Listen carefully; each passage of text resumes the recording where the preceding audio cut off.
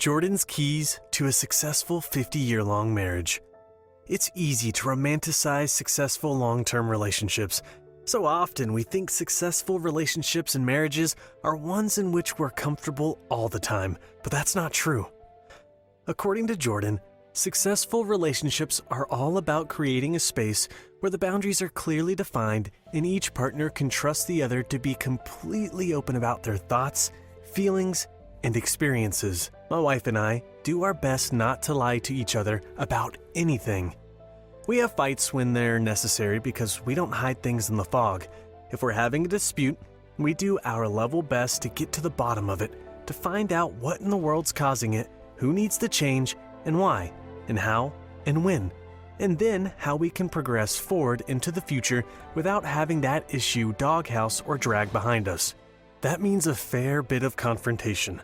Less so over the years as we've settled more things with everything out in the open, said Dr. Jordan Peterson. I love his last point. The idea that having everything out in the open is what builds trust.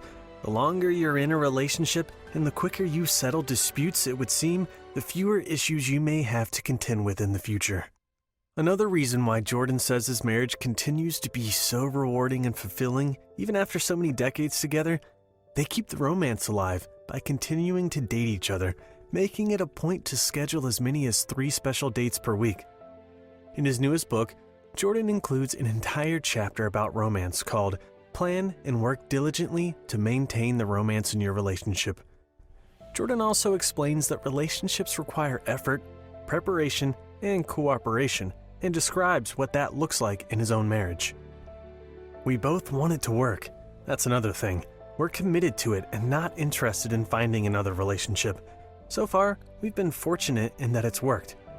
We have fun together. We love our kids. We had joint projects together, renovating houses, traveling, raising our children, now our grandchildren. Out of all that, the most important thing as far as I'm concerned is not to lie to your partner. Dr. Jordan Peterson. What Carl Jung taught Jordan about marriage. Carl Jung, the psychoanalyst, spoke about marriage as a vow, perhaps as a reminder that marriage is a commitment to stay together and support your partner no matter what. That means sticking around even when they're sick, irritating, frustrating, or when things from their past, like generational or childhood trauma, cause them to think or behave in ways that might be challenging or that might affect the dynamic of your relationship. This is what Jordan says is one of the advantages of marriage.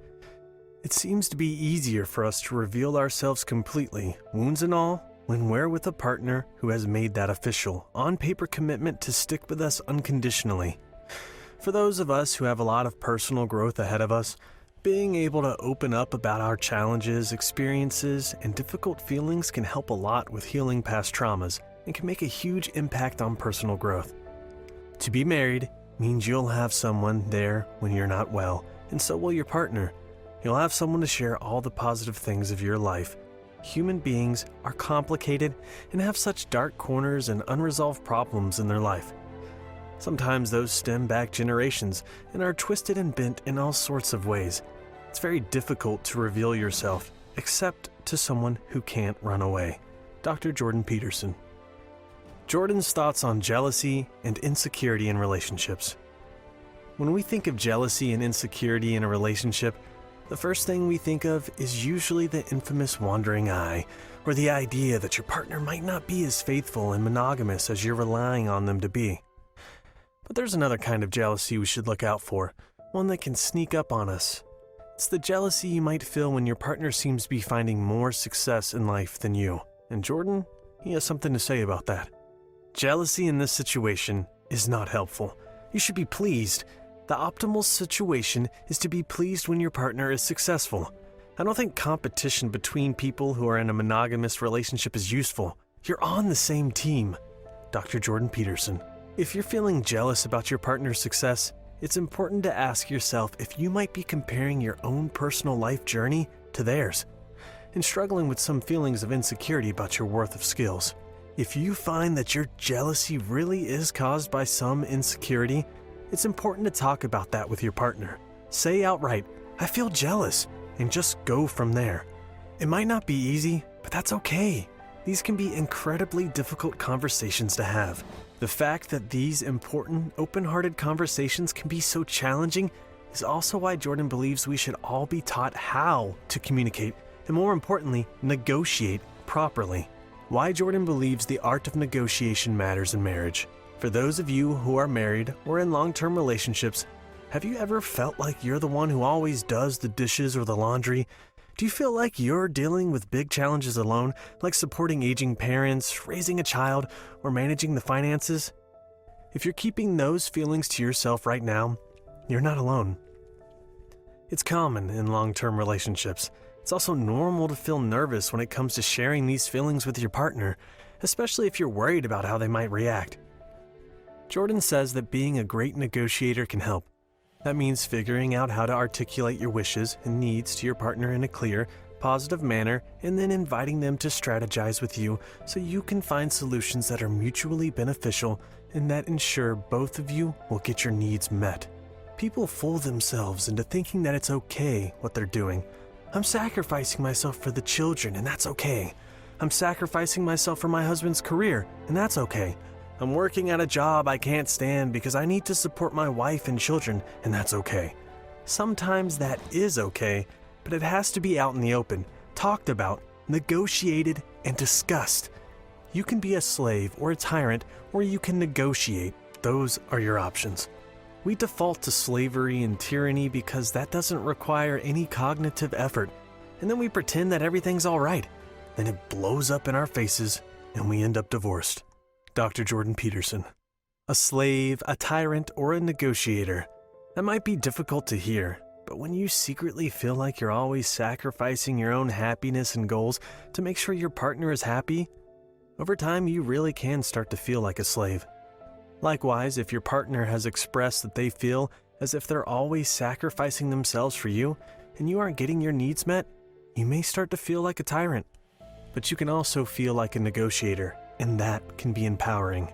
The idea of slave, tyrant, negotiator is such an illustrative and succinct way Jordan helps us understand the roles we choose in our marriages and long-term relationships, and how we can work to build a foundation for success.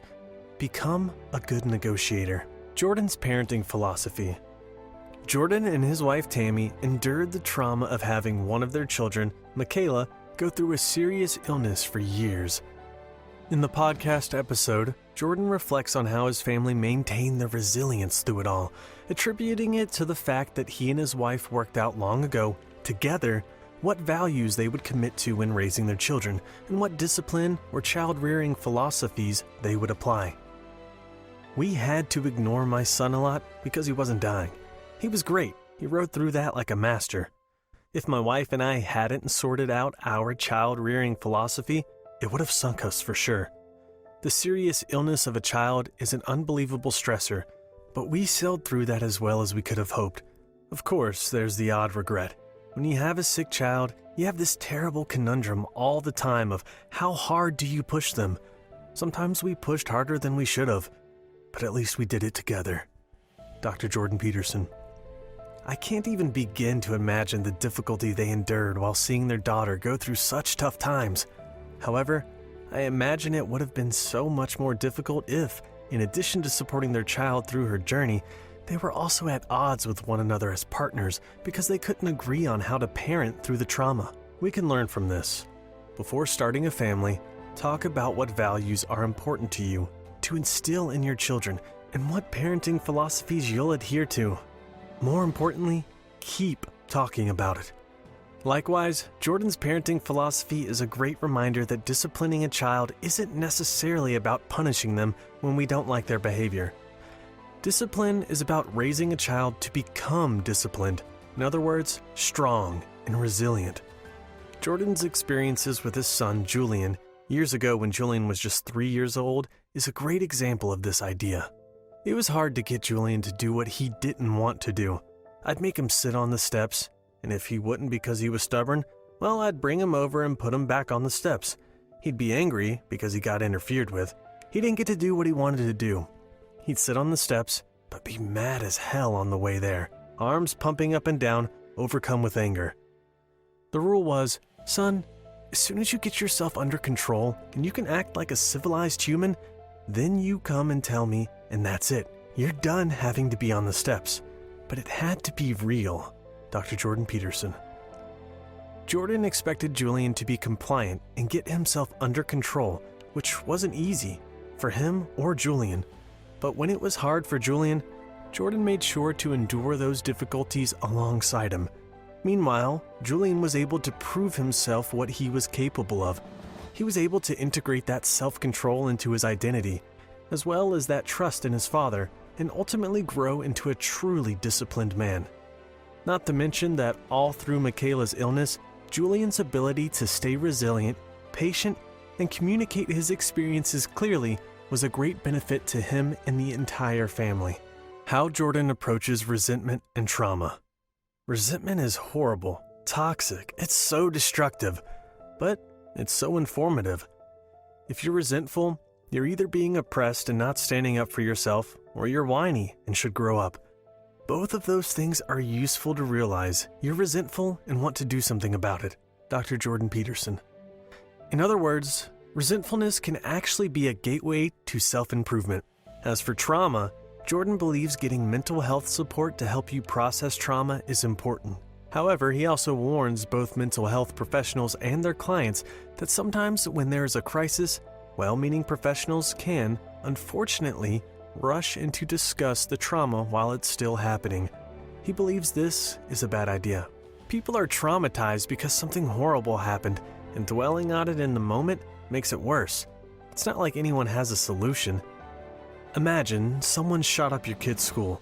Having a therapist say to them, "Here's how you should understand this, it will make it all better," is a terrible idea. No, it won't. Dr. Jordan Peterson. Jordan exemplifies this idea further and provides some examples of how we can all process our own traumas through the story of a patient who was abused by her brother when she was only 5. She was 27 when she came to see me. The first thing I did was point out her brother was only 2 years older than her and to think about the 7-year-old she knows. For a 5-year-old, a 7-year-old is an adult, but for an adult, a 7 and a 5-year-old are clearly both children. It made her feel less vulnerable at the moment, because what our brain wants in a relationship to a traumatic memory is an indication that you're no longer vulnerable to the same problem. That's what memory is for.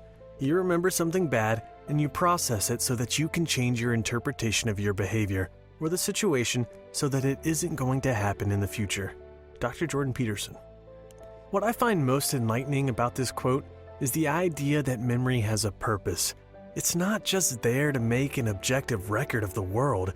It's also there to make a functional map of the world that you can apply to the future. It's there to help us make sense of our past. Spending time with your memories can help you pinpoint things you want more of or less of in your life.